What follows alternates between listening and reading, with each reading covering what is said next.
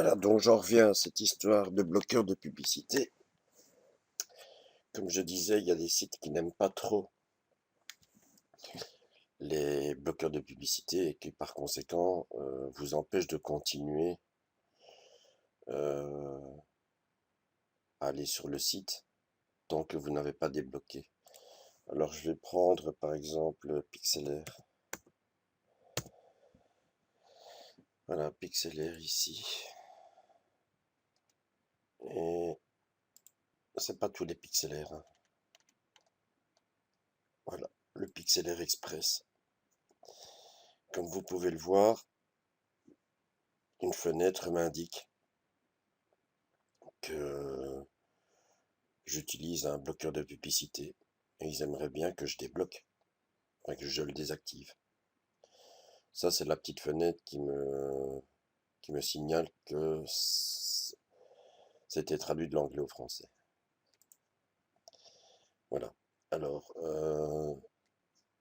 je peux venir tout simplement ici ou aller là, hein, et continuer à bloquer des publicités, hein. Il y en a qui viennent de temps en temps, mais ils les bloquent.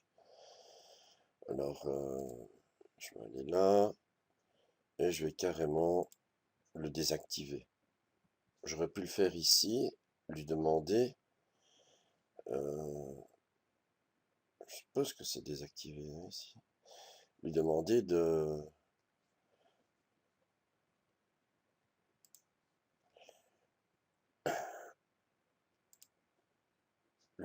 le désactiver ici, quoi.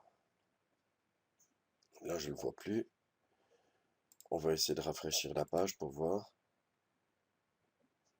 Voilà, ça a fonctionné. Mon adblock est désactivé. Par conséquent, voilà, je peux enfin aller sur Pixelair Express. Et les publicités devraient apparaître ici. Donc pourquoi j'en ai pas encore, ça, j'en sais rien. Je l'ai assez donné en cours ce truc-là pour savoir que les publicités, c'est ici qu'elles viennent, quoi, hein. Peut-être que je dois continuer. Hop, on va prendre une image, peu importe.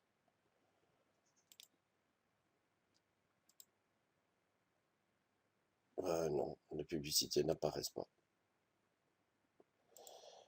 Je vais réessayer comme ça pour voir. Elles devraient réapparaître. Là, le fait que ça s'ouvre, ça veut dire que mon bloqueur de publicité est désactivé. Mais bon, voilà, soit. Vous avez vu qu'un exemple de site qui bloque, qui vous demande de désactiver le bloqueur de publicité. Alors, je vais toujours le remettre. Voilà. Je peux refermer. Ah, vous avez vu, hein. Comme quoi, en fait, une fois qu'on est dessus, on peut remettre les... On peut remettre le bloqueur de publicité. Alors, je vais le faire ici. Là, par contre, je vois pas pourquoi ces deux boutons. Ah oui, mais il m'explique simplement comment il faut faire. Ouais. Je vais aller là. Voilà, actualiser.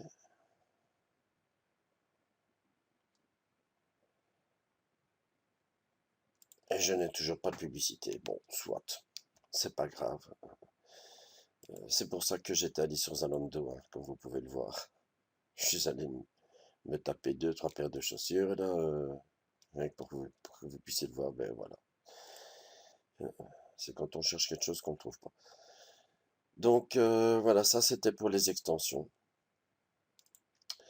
Ensuite, vous avez également les produits de Google qui sont ici. Vous avez Gmail et images, mais le web, c'est par défaut ce qui s'ouvre, hein. Donc, vous avez un deuxième qui est Gmail, images, mais vous avez également les autres outils qui sont là, comme par exemple YouTube. Alors, j'ai installé le AdBlock for YouTube, donc ça veut dire que normalement, je ne devrais plus avoir de vidéo, de publicité avant de commencer une vidéo. Là, je vais en prendre une au hasard. Ouais, ça commence directement par le clip. Et normalement, ces petits bords gris là, c'est en principe les blancs qui sont entre deux chansons. Il y a parfois des publicités à ces endroits-là. Et vous voyez, hein, maintenant il n'y a pas des publicités sur toutes les vidéos. Hein. Ben, je peux en ouvrir autant que je veux. En principe, je n'aurai plus de messages ici du genre ignorer les publicités dans 6, 5, 4, 3, 1. Donc plus aucune publicité.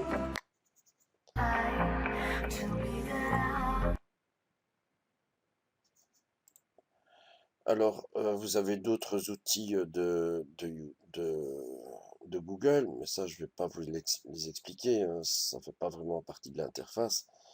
Euh,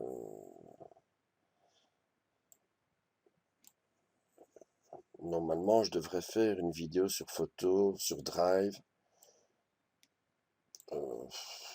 pas forcément sur YouTube, mais voilà. Ici, vous avez les autres outils de, de Chrome, et la plupart de ces outils, voire même tous, hein, je sais pas, vont vous donner des avantages lorsque vous êtes connecté sur un compte Google. Par exemple, pour YouTube, pour en revenir à lui, ça va aller plus vite d'expliquer ça avec ça. Lorsque vous mettez une vidéo YouTube, vous avez la possibilité de liker ou de commenter. Mais il faut se connecter sur son compte Google pour cela. La preuve, regardez, si je fais ça, hop, il me demande une connexion.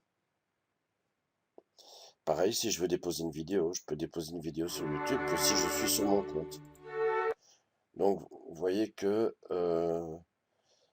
le fait d'avoir un compte et d'être connecté donne des avantages dans la plupart des outils de Google.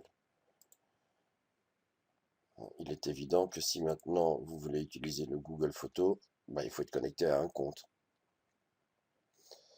Sinon, il n'y a rien. Ensuite, ça c'est la barre de recherche. Et vous avez également les raccourcis. Alors, les raccourcis peuvent se gérer à partir d'ici sur personnaliser. Vous avez deux types de raccourcis. Je vais vous le montrer directement ici. Vous avez les raccourcis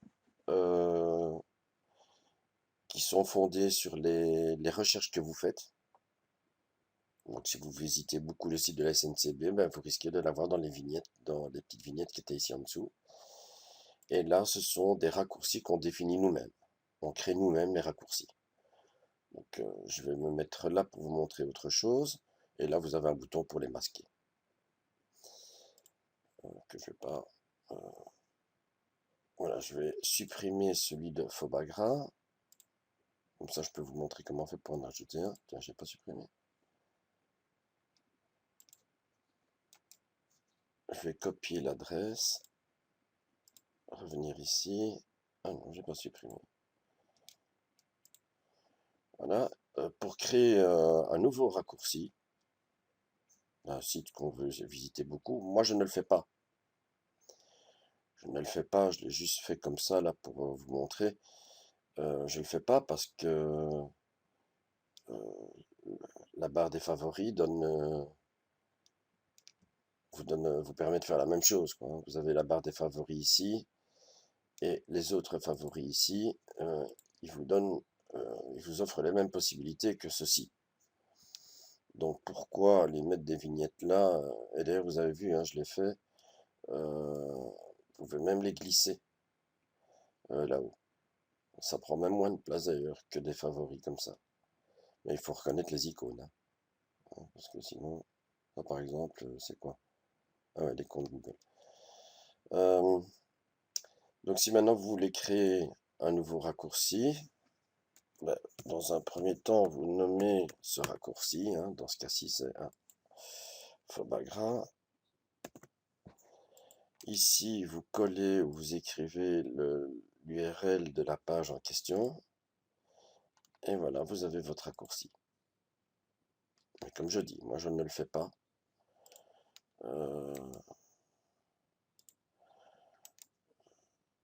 Tout simplement parce que j'ai les favoris déjà ici et que ça sert à rien.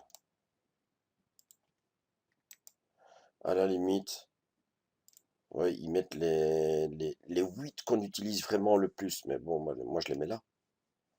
Et encore, hein, ici sur mon PC, je vais pas beaucoup sur Internet, j'ai pas grand-chose, quoi. Il y a pas mal de favoris que j'ai mis pendant le confinement. Sinon, en temps normal, quand je rentre à la maison, je vais pas beaucoup sur Internet, quoi. Donc voilà, moi, je préfère vous montrer cela. C'est plus utile. Hein. Imaginez que vous avez visité un site, vous avez oublié de le mettre dans vos favoris. Ou tout simplement, c'est pas nécessaire de les mettre dans les favoris. Vous le visitez souvent. Si vous mettez ces onglets, ces raccourcis ici, ben voilà, ils vont apparaître là. Hein. Vous allez souvent sur images libres de droit. Hein, Pixnio, ouais, voilà, c'est ça, je revenais plus sur le nom. Ah voilà, il est là.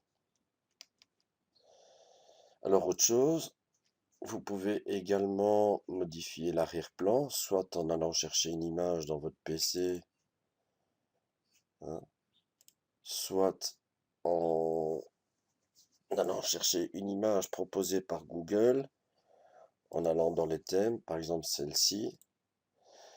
Alors, je suis dans le thème Terre.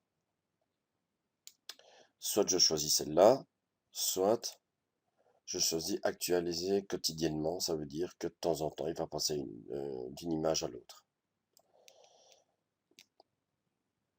dans toute cette série. Mais si je veux que ce soit fixe, voilà, je peux choisir celle-là. Et je pourrais même aller lui dire que je veux que toute la couleur de ma fenêtre soit dans les tons foncés. Ça ira mieux. Et ça fait moins mal aux yeux. Donc voilà, je crois que je vous ai expliqué toute l'interface de Chrome.